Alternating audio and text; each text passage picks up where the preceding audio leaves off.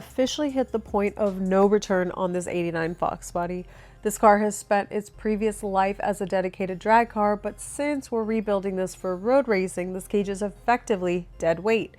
To get to the mounting points and really see what we're working with, the door panels and the dash have to come out. The main issue with the cage here is the sanctioning body compliance. Most road race organizations like SCCA and GridLife require specific tubing diameters and wall thickness, usually 1.5 to 1.75 DOM steel, just depending on the weight of the car. This old drag cage definitely does not meet any kind of spec. Beyond the material, the geometry is all wrong. Drag cages focus on the rear linear loads, and for road racing, we need more of a triangulation to handle lateral G-forces and chassis flex. Now that the dash is out, you can really see these bends. In a road race spec cage, you want the main hoop and the A-pillar bars to follow the roofline as tightly as possible to maximize driver egress and visibility. These old bends have too much air in between the bar and the chassis. That's a safety hazard, especially when you're throwing the car into a corner. We're also missing some critical road race elements like the NASA spec door bars and a proper diagonal brace. So I'm cutting every piece of this old cage to make room for the new.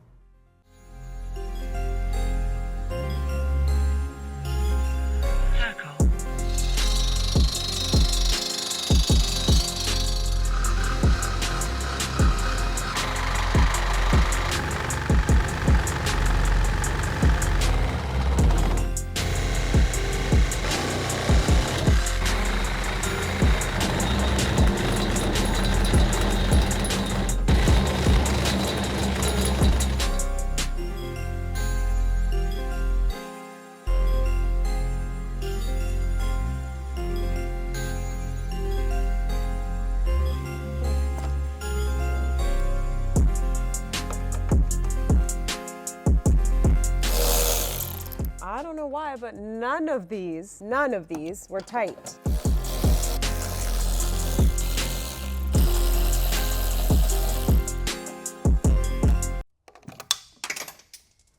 How?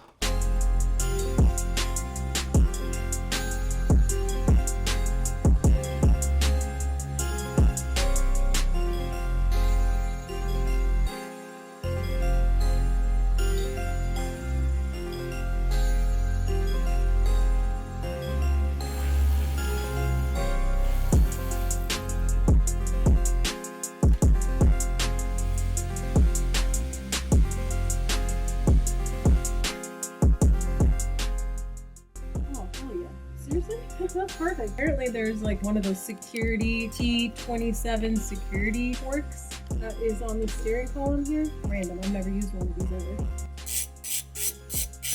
I will say a lot of the stuff on here wasn't actually tight. Again, I don't know if it's because the person before me had taken all this off and just not tightened it, or they didn't believe in torque specs back in the day.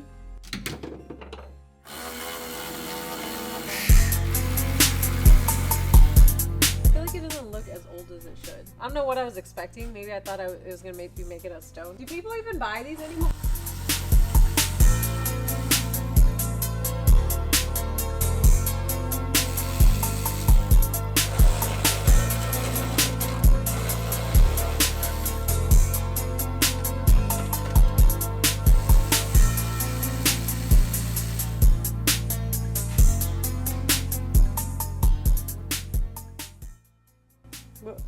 What was that attached to?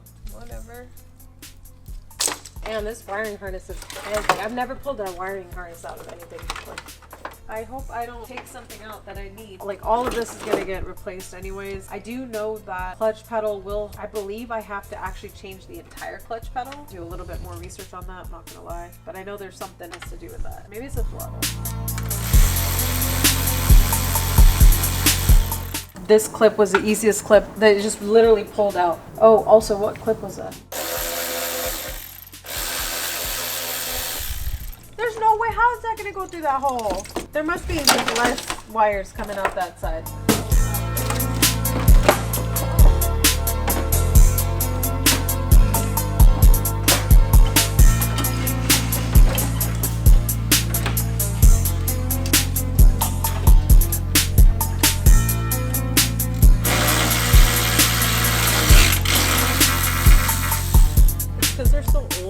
is old and like the tape and everything, it's like formed in a certain way. Part 2. Apparently there's more. Dude, honestly, for an old car where they say there's barely anything, that's a whole lot of harness. I can't imagine what a new car looks like. So it's about 20 pounds, and I think there's probably still, actually that's even without the light. Pretty much all the interior is out, the cage is cut out, and so now I want to get to the engine and trans. Suspension is still in the car. I do have to also take the car probably to get the cage before I'm going to get all the suspension in, so I need to be able to just roll it. It does make it easier though, now that everything is kind of out. It's super light right now, but fox body's already light. Let's get through engine and trans and do as much as we can. Like I was saying, cage is cut out. The inside is pretty much like, looks like this. Door cards, you know, the full dash, everything is pretty much outside of the car. I am thinking about doing a race steering column. It's just all that is so messy. I'm kind of thinking like I want to get rid of all this. Now is the time to do it because the car is going to go to fabricator. Probably going to take this guy out. But yeah, this is the current state of the car.